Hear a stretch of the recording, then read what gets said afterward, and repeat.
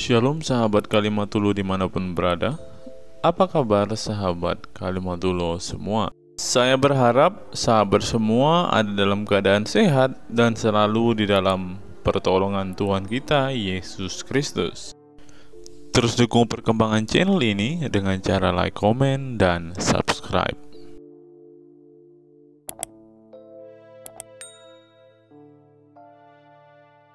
Sebelum kita masuk dan fokus membahas video kita hari ini, teman-teman, kita dengarkan kesaksian pujian dari Bang Kay dulu ya, teman-teman. Ha dan zaradai sin start. Kasih itu lemah lembut, sabar sederhana. Oh alangkah indahnya, oh alangkah eloknya, bila saudara seiman hidup dalam, langsung banyak yang nyambung. Pada video kita kali ini, teman-teman, kita akan kembali membukakan fakta tentang Zuma, teman-teman. Saya berharap teman-teman tidak bosan mendengarkan fakta-fakta menarik yang kita bukakan untuk membukakan mata saudara-saudara muslim kita yang masih bangga, yang masih mengagung-agungkan, yang masih mengidolakan Gurunda Zuma mereka, teman-teman. Nah, pada kesempatan kali ini kita akan membukakan sebuah fakta yang dibukakan oleh saudara-saudara muslim Bang Zuma sendiri, di mana mereka berkata Zuma sebenarnya harus belajar lagi. Zuma sebenarnya tidak tahu apa-apa, teman-teman. Saya pun kaget mendengarkan apa yang dikatakan oleh saudara-saudara muslim kita ini, teman-teman.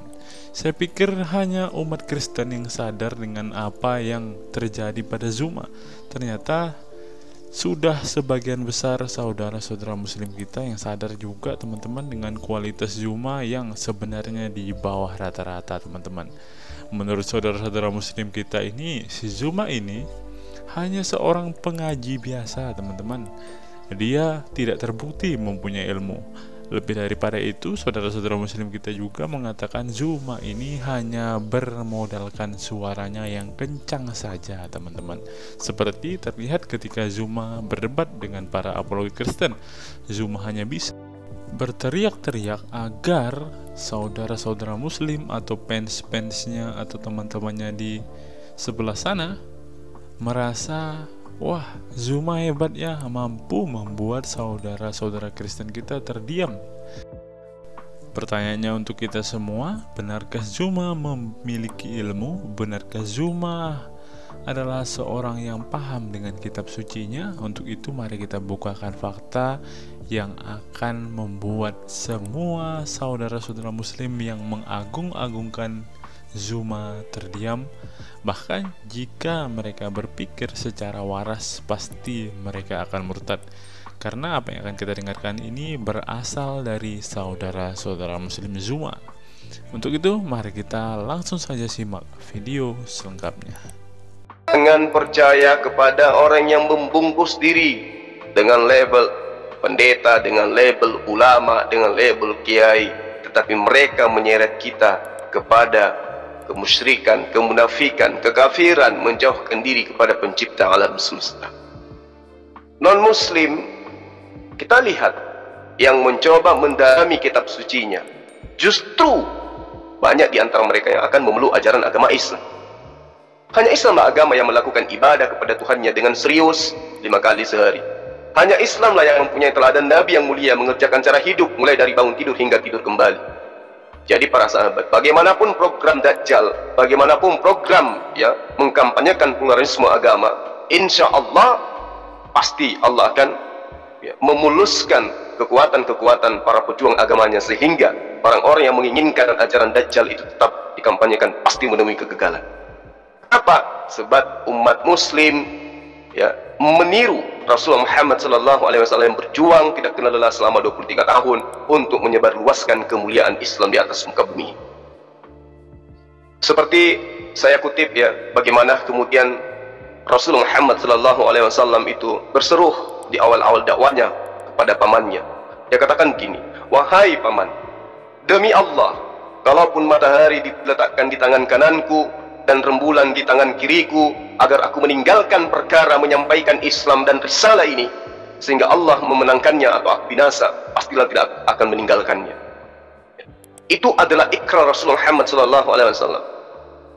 Sekiranya matahari diletakkan di tanganku dan rembulan di tangan kiriku, agar aku meninggalkan Islam, agar aku meninggalkan misi menyampaikan agama rahmatan lil alamin ini, maka Rasulullah SAW tentulah aku tidak akan meninggalkannya, walau matahari diletakkan di tangan kananku, rembulan di tangan kiriku. Begitulah ikrar Rasulullah Muhammad SAW, dan mari kita tiru hal tersebut. Janji Allah kepada Rasulnya itu benar. Ya, hanya dalam waktu 13 tahun Islam telah mendapat tempat yang luas di masyarakat Madinah. Dalam waktu kurang dari 100 tahun Islam telah menyebar dengan cepat ke seluruh dunia, dan dengan damai sampai ke bumi Nusantara yang indah yang kita cintai. Dan dengan damai pula insya Allah akan mewarnai kembali tanah air dan dunia ini kembali. Dan dengan damai pula insya Allah para kristolog yang hidup di zaman ini akan menyampaikan kebenaran Islam meski apapun tantangannya. Selamat tinggal kaum yang tidak punya kebanggaan terhadap Islam. Selamat tinggal kaum yang tidak bangga terhadap Rasulullah Muhammad SAW. Selamat tinggal orang-orang yang bahlul, yang tidak cinta terhadap Al-Quran, dan tidak cinta anak cucunya, dan tidak cinta akan penyesalan manusia di akhirat kelak. Sahabat-sahabat sekalian, kembali saya ingin mengatakan bahwa di tengah-tengah kita telah muncul fenomena ya, di mana ulama su itu selalu muncul memberikan pemberitaan-pemberitaan kebohongan. Sedikit saya ingin mengulas bagaimana sejatinya ulama su, ya, ulama yang bertolak belakang, ya, ulama yang tidak berkesesuaian dengan ajaran Rasulullah Muhammad SAW. Ada yang diterangkan oleh Imam Ghazali mengutip sabda Rasulullah Muhammad SAW ketika Rasulullah Muhammad SAW itu berpesan kepada umat Islam, pada kita semua. Beliau mengatakan, ada yang paling aku khawatirkan dari kalian ketimbang Dajjal. Ada yang aku paling takutkan dari kalian ketimbang Dajjal. Beliau kemudian ditanya oleh para sahabat, apa itu wahai Rasulullah? Rasulullah kemudian menjawab, ulama zu. Nah, lalu kemudian para sahabat sekalian, diriwayatkan Ahmad ya, juga menyebutkan aimma mudillin, para pemuka agama yang menyesatkan. Nah, di sini jelas ada ulama su, ada pemuka agama yang menyesatkan. Lalu kemudian di dalam sebuah hadis yang diriwayatkan oleh Tirmizi dan Abu Daud dengan sanad sahih, di situ diterangkan bahwa kata Dajjal itu sudah diajarkan oleh Rasulullah sebagai oknum yang akan menyesatkan manusia, layaknya pemuka-pemuka agama yang menyesatkan manusia. Innama akhafu ala ummatil a'immatal mudilli. Sesungguhnya yang aku khawatirkan atas umatku bukan kelaparan, ya, bukan ketakutan, bukan penyakit, tetapi yang aku khawatirkan atas umatku, kata Rasulullah, adalah lahirnya, munculnya, adanya para imam atau pemuka agama yang menyesatkan. Hadis ini diriwayatkan oleh Abu Daud. Sahabat yang dimuliakan oleh Allah, yang dicintai oleh Allah, yang disayangi oleh Allah, Imam Al-Ghazali ya, menyatakan bahwa alasan kekhawatiran Rasulullah Muhammad SAW itu disebabkan karena Dajjal memang bertujuan menyesatkan. Sedangkan ulama su, walaupun lidah dan ucapannya memalingkan manusia dari dunia, tetapi amal perbuatannya dan keadaannya mengajak manusia ke sana, mengajak manusia ke mencintai dunia daripada mencintai Allah. Ulama su selalu mengajarkan sesuatu yang tidak berkesesuaian dengan ajaran para nabi. Nah, di sini saya ingin menguraikan ciri-ciri ulama su, ulama munafik. Yang pertama, dia mempergunakan ilmunya sebagai sarana untuk memperbanyak harta. Ilmunya menjadi tumpuan untuk meraih sasaran duniawi. Itu ciri yang pertama. Ciri yang kedua, orang ini menggunakan ilmunya untuk berbangga dengan kedudukannya. Yang ketiga, menyombongkan diri dengan besarnya jumlah pengikutnya. Jadi ulama usul itu pasti punya pengikut. Itu ulama usul, ulama munafik, pasti punya pengikut. Lalu kemudian dengan banyaknya pengikutnya itu menyombongkan diri. Nah, yang keempat, ulama seperti ini masih mengira bahwa dirinya mempunyai posisi khusus di sisi Allah. Kenapa? Karena dia melihat ciri-ciri dirinya, ciri-ciri pakaiannya, dan kepandaiannya berbicara seperti ulama. Padahal ia begitu tamak kepada dunia lahir dan batin. Jadi, ya, orang-orang seperti ini, kata Rasulullah, siapa yang bertambah ilmu tapi tidak bertambah hidayah, ia hanya bertambah jauh dari Allah. Mereka kena ulama-ulama seperti ini. Nah, sahabat-sahabat sekalian yang dicintai oleh Allah, saya dikagetkan ya dengan beberapa pernyataan-pernyataan ulama su yang sekarang itu menjadi viral. Ya, saya kemarin itu belum tertarik untuk membahas kebutaan dan kekonyolan ulama munafik ketika dikatakan bahwa umat Islam itu salah mentafsirkan perintah potong tangan terhadap pencuri. Saya masih mengatakan bahwa orang ini kelihatannya mabuk. Lalu kemudian muncul lagi pernyataan beliau yang mengatakan bahwa sahabat-sahabat Rasulullah Muhammad SAW itu murtad. Nah, ini saya sudah mulai gelisah, ini tidak benar ini. Orang ini harus diterapi dia. Ini lebih bahaya daripada Dajjal, kata Rasulullah Muhammad SAW. Lalu yang terakhir, ulama Sunni mengatakan bahwa di dalam Ka'bah itu ada lukisan Nabi Isa alaihissalam bersama ibunya. Yang lucu kemudian adalah dia mengutip dari tulisan Imam Abu Al-Wahid Muhammad Az-Zarqi, kalau nggak salah ya, Az-Zarqi. Nah, imam ini kalau kita berbicara mengenai sejarah, dia lahir di abad ketiga Hijriah. Artinya bahwa temuannya yang kemudian dijadikan sebagai acuan pemikiran dari sang ulama ini, ulama sayur lontong ini, dia katakan bahwa Imam Abu Al-Wahid Muhammad Az-Zarqi ini itu memiliki sebuah kitab yang kemudian dia sebut dengan kitab Akhbar Makkah. Jadi dia membaca informasi di dalam sebuah kitab Akhbar Makkah, karya Imam Abu Al-Wahid Muhammad Al-Zarqi. Nah, yang lucu kemudian para sahabat-sahabat sekalian, kalau kita melihat bahwa penulis atau pengarang kitab yang dibaca oleh ulama SU ini, itu diperkirakan dia hidup di tahun 840-an Masehi, ya. Artinya jika pemberitaan yang diterangkan tentang apa yang kemudian menjadi materi yang dijajakan oleh ulama SU ini, maka yang menulis lebih dahulu itu adalah Imam Bukhari. Coba kita lihat bagaimana Imam Bukhari yang hidup di abad kedua. Apakah beliau ada menuliskan berita seperti ini? Apakah di kitab Sahih Bukhari ataupun Muslim ada menceritakan hal seperti ini? Ataukah ada hadis sahih yang menerangkan cerita dan fitnahan murahan seperti ini? Tentu tidak ada. Ya, sesungguhnya dia semakin jauh dari Allah. Kalau kemudian ungkapan yang dinyatakan bahwa di dalam Ka'bah itu ada lukisan Nabi Isa alaihissalam, maka bukan hari ini gempar. Dari sejak Islam itu didirikan itu sudah ada pemberitaannya.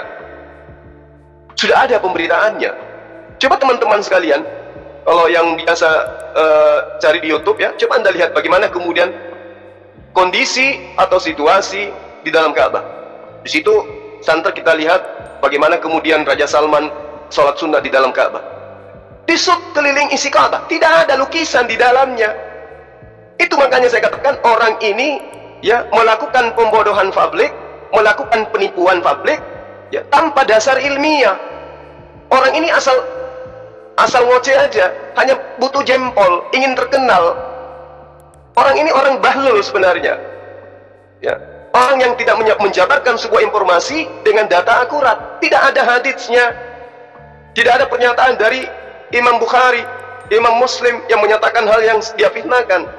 Atau setidaknya kalau hal ini benar, apa yang dinyatakan oleh ulama ini, ulama penipu ini ya, maka kemudian murid dari Imam Bukhari akan memberitakan hal yang sama. Misalnya muridnya Muslim bin Al-Hajjaj, At-Tirmizi, An-Nasai, Ibnu Kusaimah, Ibnu Abu Daud dan seterusnya. Pasti murid-murid Imam Bukhari ini akan menceritakan hal yang sama. Tapi tahu-taunya dia membaca dari sebuah buku yang tidak jelas arahnya, yang dituliskan oleh Imam Abu Al-Wahid Muhammad Az-Zarqi. Jadi ulama SU ini buta gitu, memalukan sekali, menceritakan sesuatu hanya untuk mendapatkan jempol, meski tidak berkesesuaian dengan sejarah, meski tidak berkesesuaian dengan fakta. Apa yang dilantunkan ini hanya pembodohan dan penipuan publik. Tidak ada sejarah yang menceritakan dari sumber-sumber yang akurat, yang bisa dipercaya, berupa hadits atau sejarah internal atau eksternal yang menyatakan hal yang seperti itu, kecuali dari sebuah buku yang dia baca yang sumbernya tidak jelas. Siapa itu yang disebutkan di dalamnya Imam Abu Al-Walid? Siapa dia? Orang nggak tahu. Padahal hidupnya itu boleh dibilang dari abad kedua sampai abad ketiga Hijriah. Artinya orang ini kalau menjadi sumber yang benar tentu bersentuhan dengan Imam Ghazali atau Imam Bukhari, atau paling tidak dia bersentuhan dengan orang tua daripada Imam Bukhari, atau paling tidak muridnya Imam Bukhari akan bersentuhan dengan beliau. Tapi faktanya tidak. Artinya ini pembodohan publik, penipuan publik, penyesatan publik yang dilakukan oleh manusia ini.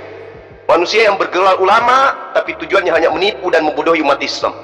Inilah ulama yang menginginkan jempol, yang menginginkan dunia, menghalalkan segala macam cara demi untuk mendapatkan jempol dari musuh-musuh Allah.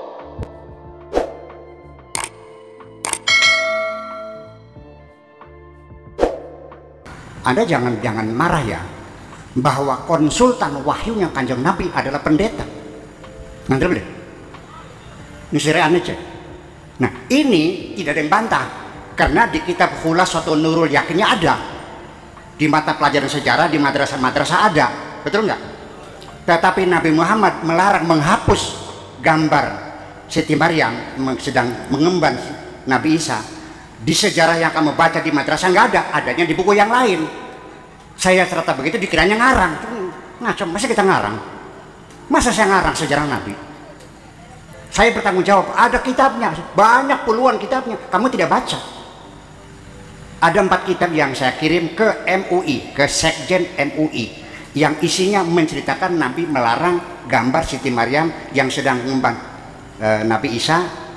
Yang lain silakan dihapus, ini jangan.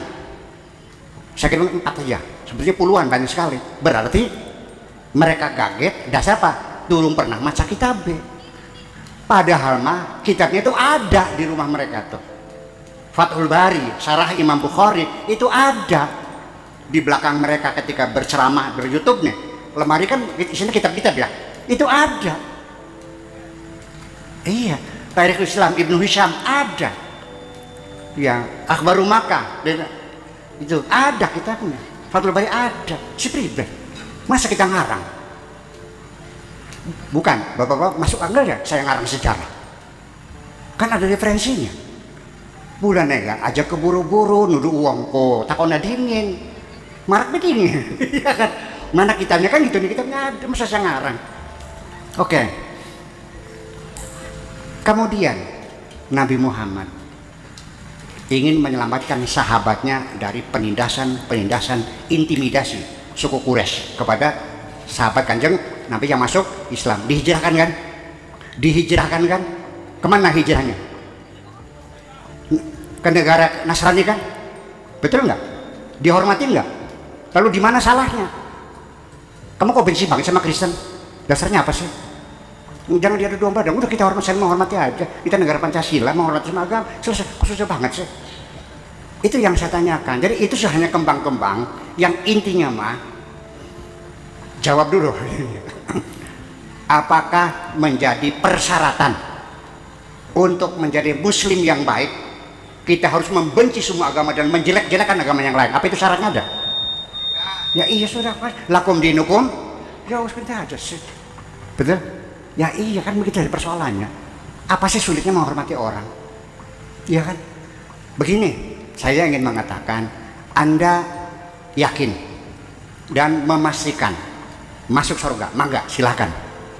Anda yakin, Anda memastikan saya pasti masuk surga karena agama saya agama Islam, silahkan Anda yakin. Tapi tolong jangan memastikan orang lain masuk neraka. Betul? Iya. Surga dan neraka itu hak prerogatif Allah Subhanahu wa ta'ala. Innaka tu'adzibu man tasya wa taghfiru man tasya. Wallahu yahtassu bi rahmatihi may yasha. Tu'til mulka liman tasya wa tanzilul mulka mimman tasya. Itu hak prerogatif Allah. Jangan memaksakan Allah, jangan melarang Allah untuk mengampuni orang lain dong. Enak banget. Ini jangan diampuni, memang Gusti Allah ponakan sira. Malah justru saya berharap semua mendapat ampunan Allah kok. Ya kan begitu. Termasuk orang-orang yang mengatakan saya kafir, saya itu musyrik, harus baca syahadat lagi. Saya tidak marah kok. Ya sudah, saya tidak marah. Saya tidak tersinggung. Saya maafkan. Ya Allah, ampunilah mereka karena aku sudah memaafkannya. Dan terakhir saya doakan mudah-mudahan Allah berikan hidayah kepada mereka. Setuju boleh? Ya sudah baik. Nah itu. Kemudian yang lebih lanjut lagi. Jadi kalau Anda nggak yakin bahwa itu apa betul kitabnya ada, silakan datang ke pondok, nanti saya perlihatkan kitabnya ada. Iya, dulu ngarang gua. Gelembusung. Masa ngarang? Masa saya ngarang? narang sejarah Nabi ngaco saya mah. Nah, itu. Jadi dasarnya karena kurang baca Pak, kurang referensi. Ya udah kita maklumi lah. Nah kemudian fikih peradaban tuh begini. Yang jadi persoalan adalah sekarang lagi berkembang lagi. Saya lagi dibully yaitu soal Islam belum sempurna. Ya, mereka marah. Islam sudah sempurna. Ini firman Allahnya. Al-yawma akmaltu lakum wa atmamtu alaikum ni'mati wa raditu lakum Islam. Jelas pasti Islam sempurna. Itu kurang ajar Buya Sakur. Apa itu sakur? Disakur-sakur itu lagi. Ya, masa sudah sempurna? Bapak Ibu sekalian, saya mau bertanya. Perbudakan dalam Islam boleh nggak? Jujur. Boleh nggak? Boleh. Tidak ada ayat yang melarangnya. Jadi sudah sempurna, biar kita pelihara perbudakan, kita melawan hak asasi manusia, sempurna, oke, mangga silakan. Akan ditinggalkan umat Islam ini. Pada murtad gara-gara sirap ini kan. Gara-gara kamu ini orang pada murtadnya. Masa Allah mengizinkan orang dijual, diserbu, diserang, dirampas, dan dijual? Perbudakan. Arab Saudi tahun 1960 atas desakan dari Amerika. Amerika memaksa Saudi harus membebaskan perbudakan. Kalau tidak, Amerika tidak akan bantu Saudi di bidang ekonomi dan persenjataan, tidak akan dibantu kalau masih ada perbudakan. Keluarlah undang-undang larangan perbudakan, di demo oleh masyarakatnya. Wa man lam yahkum bima anzalallah fa ulaika humul kafirun. Wa man lam yahkum bima anzalallah fa ulaika humul fasiqun. Wa man lam yahkum bima anzalallah fa ulaika humudz zalimun. Zalim, fasik, kafir, raja kafir. Masa melarang sesuatu yang tidak dilarang Allah? Oh, jadi Islam sempurna, jadi sudah selesai, berperbudakan boleh. Paham deh Pak? Ya itulah namanya fikih peradaban. Ya sudah, Islam dulu mengatur perbudakan tuh bukan melegalisir, bukan, tetapi hanya mengakomodir. Ngerti beli? Paham beli? Tidak, bukan membenarkan perbudakan, cuma hanya sekedar mengatur sementara. Nyong anak barangnya anak diatur, itu aja persoalannya. Di Indonesia tahun 1974 keluar undang-undang pernikahan, betul? Kompilasi hukum Islam perbudakan. Hak cerai dicabut oleh undang-undang, bahwa perceraian stop, bukan ucapan suami, tapi harus diproses di pengadilan, betul? Di demo, bagaimana mencabut hak cerai suami pada pengadilan? Nggak ada agamanya. Oh, jadi perempuan dibiarkan di mulut suami, asal pegat dan dipegat, dibuang di tengah jalan dengan anaknya. Perempuan manusia bukan? Perlu dibela nggak? Hak-haknya kita bela, nggak ada urusan. Ya kita tegas gitu, nggak ada urusan. Ini adalah peradaban kita. Enak banget dengan kalau kita baca fikihnya, ketika suami menceraikan istri dengan bergurau pun sah. Gila nggak coba? Mau diterusin gitu? Suaminya kawin lagi, istrinya nangis, pingsan, kecewa. Si suami tidak pernah merasa berdosa kok, tidak merasa berdosa. Istri yang nangis, yang pingsan melihat suaminya kawin lagi. Alasannya apa? Sunnah Rasul. Dia tablikin gitu. Tetapi larangan poligami pemerintah waktu itu ngalah, oke, serangannya berat sih, ngalah. Tapi keluar PP 10, ngerti PP 10 ya? Pegawai negeri yang dilarang berpoligami, kesampaian mau deh. Tapi juga ada syaratnya, harus mendapat izin istri secara tertulis dan diproses di pengadilan, di demo. Dalam fikih Islam, anak perempuan yang masih perawan boleh dipaksa oleh wali mujbir. Kalau walinya bapak kandung, boleh dipaksa dan nikahnya sah, betul? Hukum Islam, betul? Mau diterusin? Kita lawan demi hak asasi manusia. Perempuan juga manusia. Masa 5 tahun dikawinkan? Riben mana? Nah ini peradaban persoalannya. Jadi Islam sudah sempurna, jujur gitu mah. Ya itu, yuk kita sempurnakan. Ya kalau tidak, saya khawatir. Ini saya bicara saking cintanya saya kepada Islam, bukan membenci Islam, bukan. Saking cintanya, khawatir anak cucu kita nanti setelah cerdas, pinter-pinter meninggalkan Islam. Masa Islam memperbolehkan anak kecil dikawinkan? Masa perempuan boleh dipaksa Manusia bukan si perempuan tuh. Memberontak anak-anak kita, Pak. Siapa yang tanggung jawab? Siapa yang bersalah nanti? Siapa yang memikul tanggung jawab kalau anak cucu kita pada murtad? Siapa yang bersalah? Makanya saya menghadapinya. Saya nunggu silakan ya disidangkan bersama-sama kalau perlu. Saya nggak takut kok. Betul nggak? Ya iya, supaya agama Islam ini jumeneng salawase ning Indonesia aja sampai bubar. Saking senengnya kula, saking demen kula yang Islam, saking emane, saking sengite, seperti ben mana. Nah itulah yang jadi persoalan. Ibu-ibu sekalian, wong wadon selingkuh demenan maning, ketangguhan lakinya, dapat kena bu. Di saatnya apa diempal, di saatnya apa diempal. Tapi nalikane wong lanang selingkuh demenan maning, ketangguhan rabine, apa ngomongnya? Sunnah Rasul. Jadi istri menangis, air matanya sampai guling-guling. Tidak diabaikan, itu hak saya suami. Bayangkan. Iya tapi kan. Ya karuan wong lanang mah seneng poligami. Papat je lah sudah maning lah dijejer papat leh waduh. Paling karena dijejer papat ya weh. Sampai nang glundung. Pengennya mah mengkon. Weh.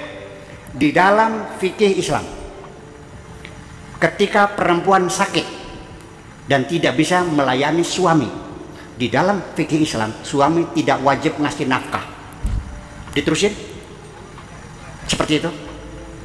Sampai beli obatnya pun tidak wajib karena tidak bisa dipakai, karena kanker cervix. Jadi akhirnya tidak dikasih nafkah. Modar wis bisa dinggo mengkonon misalnya kok diteruskan konon maunya diteruskan begitu. Ya iya. Sekarang saya nanya deh, mungkinkah kita terapkan syariat Islam? Perempuan tidak boleh keluar rumah, sholat berjamaah harus minta izin pada suami, dagangan di pasar bloli, sekolah bloli, dagang bloli, metu bloli, di rumah bisa diterapkan begitu, kayak yang Arab Saudi. Bagian mau konon, tulis konon maju konon, us sekian tidak takon. Umpamane sampeyan ki jenggoten kabeh mau negara ki maju boleh kira-kira nggak ada urusannya kok, betul nggak? Jadi Islam yang universal itu adalah Islam moral. Yang bikin Islam maju itu adalah moral, bukan syariat, bukan hukum. Kalau hukum yaduru ma'a illatihi, al hukmu yaduru ma'a illatihi. Hukum itu berputar dengan ilatnya, wujudan wa adaman, kan begitu. Hukum itu kan kondisional. Tapi kalau moral yang universal itu yang menjamin kita maju, betul nggak? Nah, kesempurnaan moral Islam yang ditampilkan oleh Kanjeng Nabi saya setuju. Tapi syariatnya, fikihnya itu kan hasil pikiran manusia. Nggak bikin gitu. Fikihku hasil pikirannya para imam ya bikin gitu. Dia tak-takone sembahyang maca Fatihah beli, bakal beli maca sah beli. Jadi Imam Syafi'i, jadi Imam saja bisa beli maca asal penting baca idza qumtum ila shalat faqra'u ma tayassara minal Qur'an. Maca qul huwaya enggak apa-apa oleh. Oke. Nah, baca Fatihah tidak pakai baca bismillah, sah enggak salatnya? Syafi'i tidak sah. Imam Maliki kalau baca Fatihah tidak sah. Jadi tidak boleh baca basmalah. Sing bener nih. Pada dadak leluru barangnya makan. Tidak ada petunjuk yang pasti Nabi sholatnya seperti apa. Segitu karang itu bid'ah. Nabi tidak pernah melakukannya. Tidak kapan ketemu nih. Kayak seperti tahu tuh Nabi tidak pernah melakukan, kayak seolah-olah dia pernah ketemu. Bapak ibu sekalian, itulah kira-kira bahwa kita sekali lagi bahwa bapak-bapak jangan kecil hati. Bapak bisa menjadi seorang Islam yang baik, betul? Tetapi tidak meninggalkan identitas kita sebagai bangsa Indonesia. Paham? Udah terjawab semuanya? Terakhir, saya tidak mengatakan agama Khadijah apa, karena Islam belum ada, betul nggak? Nabi 25 tahun, Siti Khadijahnya 40 tahun kawin. Nah, kawinnya nih, ijab kabulnya pakai syariat apa nih? Apa siapa itu kamu angkat tua, mobil itu gitu? Sudah ada waktu itu. Kanjeng Nabi diangkat jadi Rasul tahun umur berapa? 40 tahun. 15-an kemudian. Berarti Isra sudah ada belum? Nabi agamanya apa? Saya nggak tahu. Khadijah agamanya apa saya nggak tahu. Tetapi agama-agama yang sudah ada di Mekah pada waktu itu, satu, anti Tuhan. Ini min asab soalik, ya, para ya orang-orang yang ateis, tidak bertuhan. Yang kedua, penyembah berhala, betul. Yang ketiga, Yahudi. Yang keempat, Nasrani. Hindu nggak ada di sana, Hindu tuh. Pada tahun abad ke-7 belum, tidak ada agama Hindu di Mekah. Agama Buddha, agama Shinto nggak ada, tidak, hanya ada 4. Ateis, anti Tuhan, penyembah berhala, Yahudi dan Nasrani. Nah, 4 ini kan, yuk kita mengandai. Pantas beli, lamun sampai nyangka Siti Khadijah anti Tuhan. Pantas beli. Pantas beli, lamun sampean menduga Siti Khadijah penyembah berhala. Pantas beli, lamun sampean menduga Siti Khadijah Yahudi. Pantas beli. Sing paling pantas apa? Si sebenarnya Nasrani. Beli paham sih kan? Iya, beli gini ke. Kedekatan Nabi dengan agama Nasrani, wahyu dari Allah, konsultannya pendeta kok. Aja mungkir ki. Saparannya Waraqah bin Nawfal. Sahabat Nabi ditindas, diselamatkan, hijrah ke negara Nasrani, ke Habasyah di sana. Dihormati enggak? Dihormati sih. Seperti mana? Masih kurang sepeda mana? Jadi awit apa sih sengit-sengitnya mau Kristen kok? Jangan-jangan diadu sampean ki. Paham kan ki? Iya, ya wes lah gitu. Jadi begini, tidak ada persyaratan untuk menjadi orang Islam yang baik kita harus membenci agama lain, betul nggak? Ongkong baik sih. Waman sya'fal yu'min, waman sya'fal yakfur. Ngandel sorok beli ya, wis. Lakum dinukum waliyadin. Siraya agamanya siraya, kita agamanya kita ya kok baik sih. Saya teringat dengan satu perkataan seorang ustadz, teman-teman. Ustadz ini mengatakan bahwa memang benar saudara-saudara muslim kita itu hanya suka membaca Al-Quran, suka berbahasa Arab, tetapi pada kenyataannya mereka ini, teman-teman, ternyata adalah orang-orang yang tidak paham sama sekali dengan apa yang mereka baca, teman-teman. Dan akhirnya Ustadz ini mengatakan bahwa saudara-saudara muslim kita ini seperti keledai, teman-teman. Mari kita dengarkan apa yang disampaikan Ustadz ini. Kita bangga menghafal Al-Quran tapi tidak memahami Al-Quran. Senang mengulang berbahasa Arab tapi tidak mengerti bahasa Arab. Suka membaca Al-Quran tapi tidak memahami maknanya. Akhirnya apa? Menjadi keledai di Indonesia. Tidak sampai di situ saja, teman-teman. Menurut NU Online, seperti yang disampaikan oleh Gus Baha, ingin umat Islam banyak baca Al-Quran meski tak paham maknanya. Teman-teman bisa baca sendiri ya judul artikel ini. Artikel ini mengatakan seorang Gus ingin umatnya itu semua umatnya dia ingin bahwa mereka harus mau dan rajin membaca Al-Quran, teman-teman. Walaupun ya pada kenyataannya apa yang mereka baca mereka tidak ketahui, apa yang mereka baca mereka tidak tahu maknanya, teman-teman. Mari kita dengarkan dan lihat apa isi dari artikel yang diransir oleh NU Online ini, teman-teman. Jakarta, NU Online.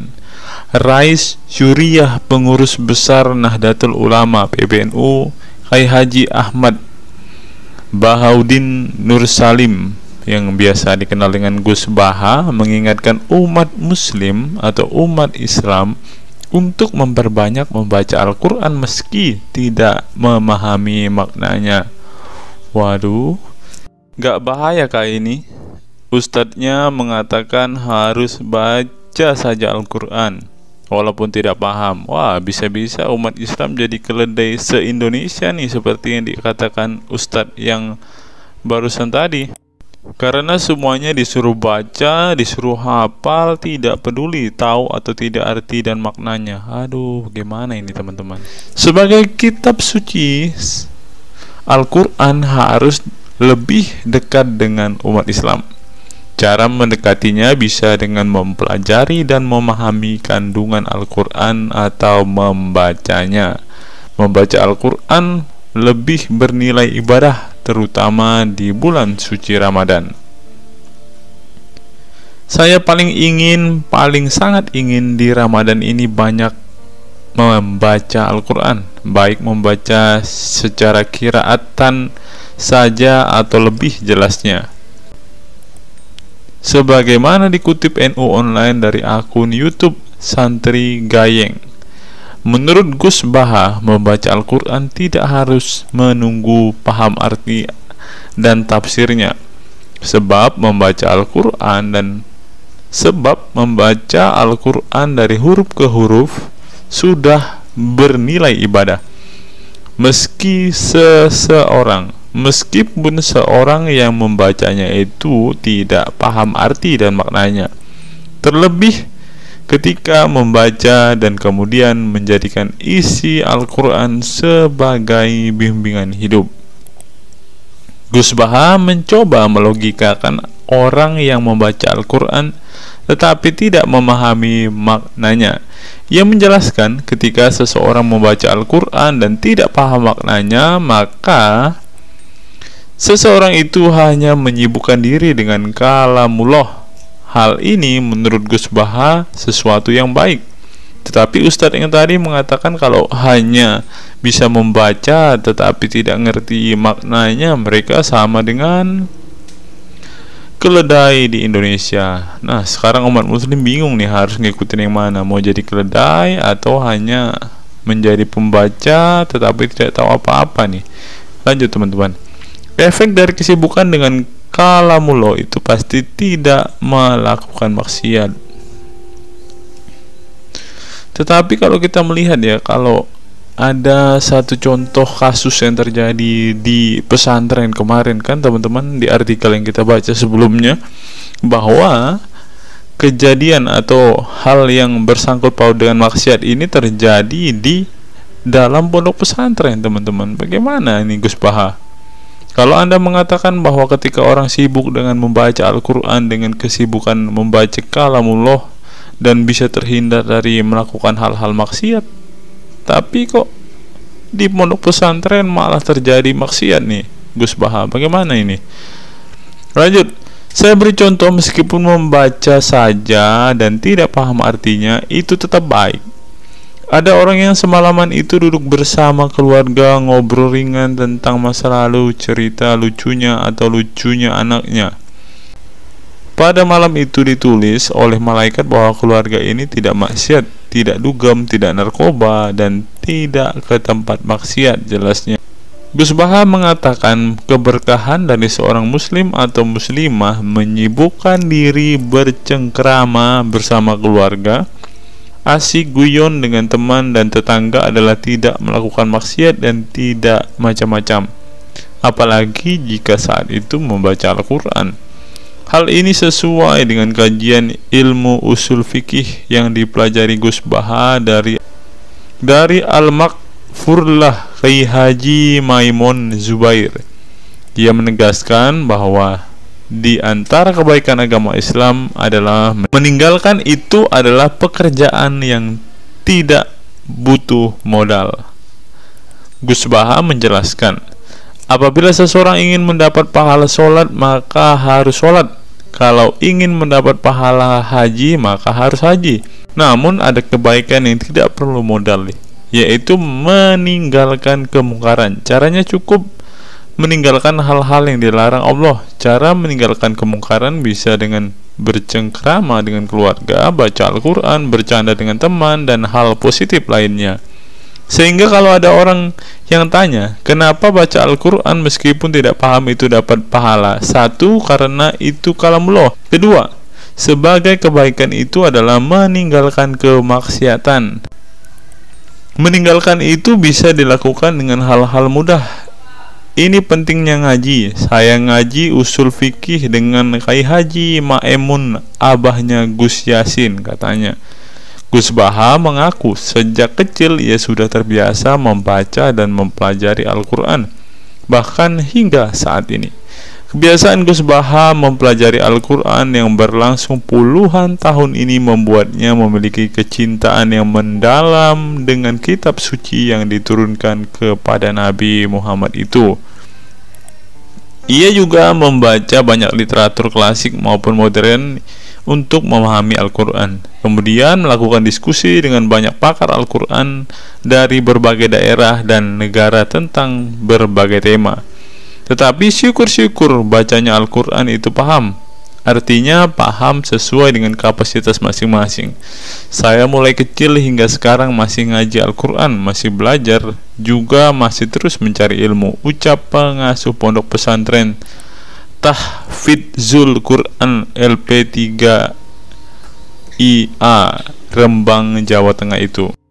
Nah teman-teman, setelah mendengarkan apa yang dikatakan Ustadz Munzir Situmorang dan juga Gus Baha ini, taulah kita sekarang mengapa ketika ada debater Islam yang berdebat dengan saudara-saudara apologet Kristen kita, mereka tidak paham sama sekali dengan Quran mereka, dengan hadis mereka, karena ya seperti ini teman-teman.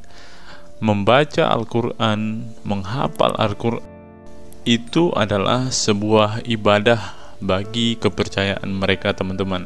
Walaupun mereka tidak paham apa yang mereka baca, walaupun mereka tidak mengerti sama sekali apa yang mereka baca teman-teman, yang penting dibaca saja, itu adalah sebuah amal baik.